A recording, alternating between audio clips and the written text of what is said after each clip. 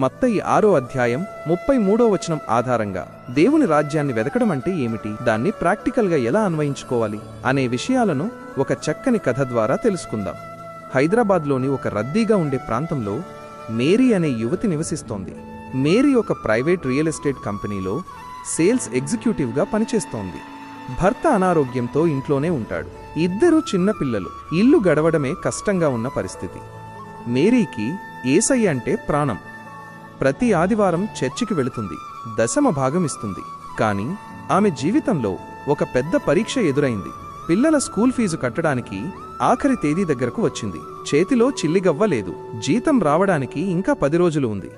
ఆఫీసులో అందరూ టార్గెట్స్ అంటూ ఒత్తిడిలో ఉన్నారు. మేరీ బాస్ ఆమెను పిలిచాడు. మేరీ, నీకు అర్జెంటుగా డబ్బు అవసరమని నాకు తెలుసు. ఒక ఆఫర్ ఉంది. మన దగ్గర ఉన్న ఒక ప్లాట్ ల్యాండ్ లిటిగేషన్లో ఉంది, గొడవల్లో ఉంది. కానీ ఆ విషయం దాచిపెట్టి ఈ కస్టమర్కి అది అమ్మేయాలి. నువ్వు ఒక్క సంతకం పెట్టి డాక్యుమెంట్స్ క్లియర్గా ఉన్నాయి అని చెప్తే చాలు.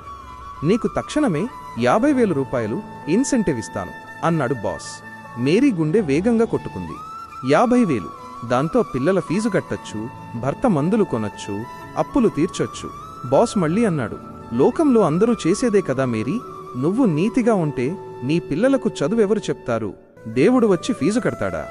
మేరీ మౌనంగా క్యాబిన్ బయటకు వచ్చింది. మేరీ తన సీట్లో కూర్చుని కళ్ళు మూసుకుంది. మనసులో యుద్ధం జరుగుతోంది. సాతానంటున్నాడు, సంతకం పెట్టేయ్, దేవునికి తెలుసు కదా నీ కష్టం. కాని యేసయ్య స్వరం ఆమె అంతరాత్మలో వినిపిస్తోంది. మొదట నా నీతిని వెదకు. మేరీ ప్రార్థన చేసింది, యేసయ్య, నాకు డబ్బు చాలా అవసరం, కాని అబద్ధం చెప్పి సంపాదించే డబ్బు నాకు వద్దు. ఇది నీ చిత్తం కాదు. నీకు ఇష్టం లేని పనిచేసి నా పిల్లలకు నేను ఏ ఆశీర్వాదం తీసుకువెళ్తాను? నాకు ఉద్యోగం పోయినా పర్లేదు, నేను నీకు లోబడతాను.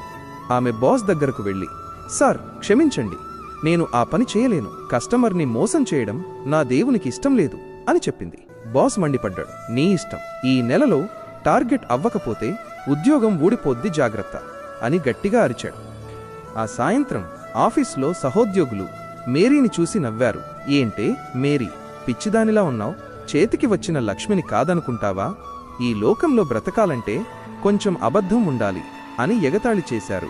లోకం తీరువేరు, అది స్వలాభం చూసుకోమంటుంది. కాని మేరీ దేవుని రాజ్యం వైపు చూసింది. దేవుని రాజ్యం అంటే దేవుని పాలన. ఆమె హృదయంలో యేసయ్య రాజుగా ఉన్నప్పుడు అబద్ధానికి చోటు లేదు. ఆమె ఇంటికి వెళ్లే దారిలో కన్నీళ్లు వచ్చాయి. ప్రభువా, నేను నీతిగా ఉన్నందుకు నాకు మిగిలింది కన్నీళ్లేనా? కానీ వెంటనే, లేదు,